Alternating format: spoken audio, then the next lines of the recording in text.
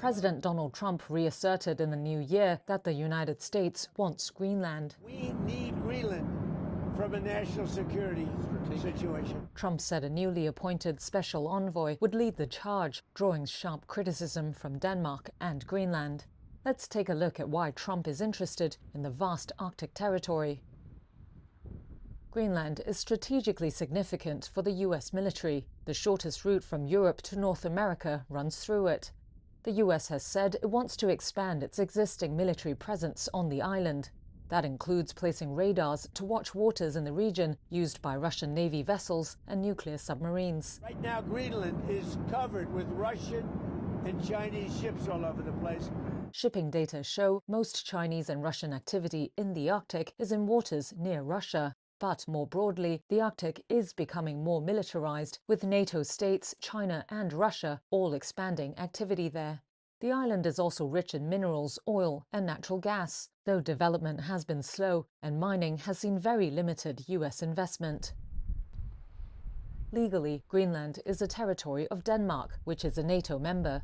In 2009, it was granted broad self-governing autonomy. That includes the right to declare independence from Denmark through a referendum. Polls show most of Greenland's 57,000 inhabitants back independence, but many of them also fear a hasty move for independence could leave them worse off and expose the island to the US. The US military has a permanent presence in an airbase in northwest Greenland. In 1951, the US and Denmark made an agreement. It gave the US the right to move around freely and construct military bases on the island as long as Denmark and Greenland are notified. Trump offered to buy the island during his first presidential term, a move Danish Prime Minister Mette Frederiksen called absurd. In late 2025, Trump named a special envoy to Greenland, Louisiana Governor Jeff Landry, who publicly backs the idea of the island becoming part of the US. Frederiksen has since said Denmark wants to continue being a good ally of the US, while also saying that Trump's threats should be taken seriously.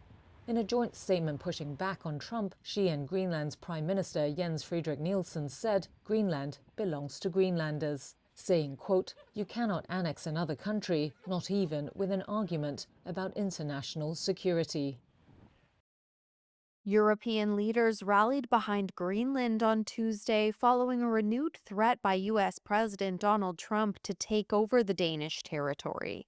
Polish Prime Minister Donald Tusk told reporters in Warsaw that Denmark can count on European solidarity over Greenland, and said no NATO member should threaten or attack another.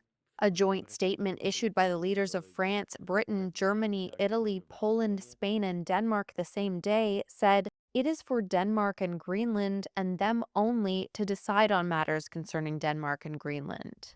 Trump has in recent days repeated that he wants to gain control of the Arctic island. He first voiced the idea in 2019 during his first presidency, arguing it is vital for the U.S. military and that Denmark has not done enough to protect it.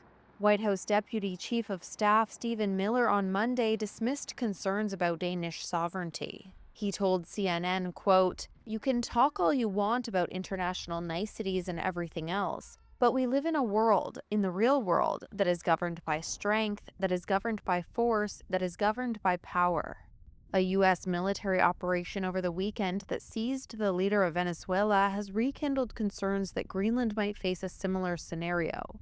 Greenland has repeatedly said it does not want to be part of the United States. European leaders said security in the Arctic must be achieved collectively with NATO allies, including the United States. Greenland's Prime Minister Jens Frederik Nielsen welcomed the European leaders' pledge of solidarity and renewed his call to the U.S. for respectful dialogue.